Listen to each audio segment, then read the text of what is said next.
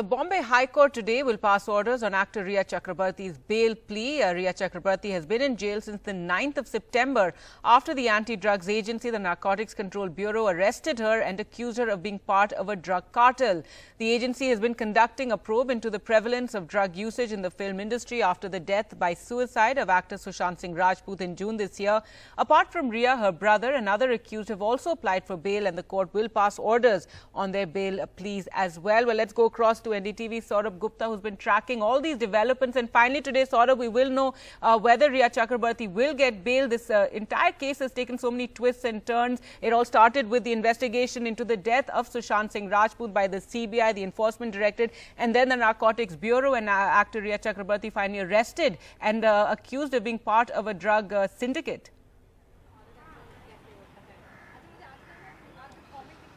That's right, and the serious charges that have been made need to be backed up by evidence. Now, whether that evidence has been collected, whether Rhea Chakraborty could tamper that evidence if she is out on bail, whether the Bombay High Court believes it's a fit case for bail, or whether the Bombay High Court believes that it's, that Rhea Chakraborty should remain in prison for the sake of the investigation, is something we will know once the court passes its orders.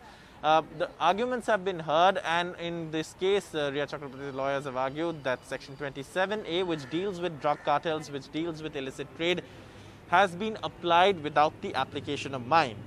They say at best the charges, if any, is that Rhea Chakraborty could have been procuring drugs for her drug addict boyfriend, the late actor Sushant Singh Rajput.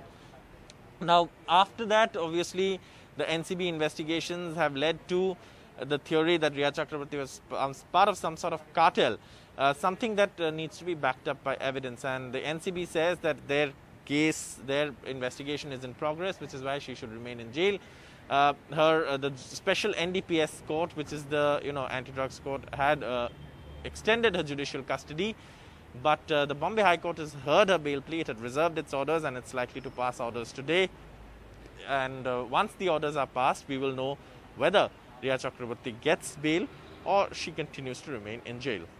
Right, and sort of as far as the investigations go, earlier we did have A-listers being summoned and questioned by the Narcotics Bureau. Any more developments on that front?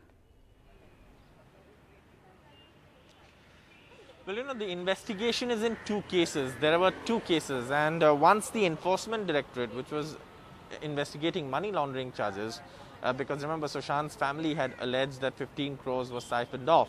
Now, much has been written and spoken about that 15 crores. It's now clear that that 15 crores was never paid, given the statements that have been made on record by several witnesses.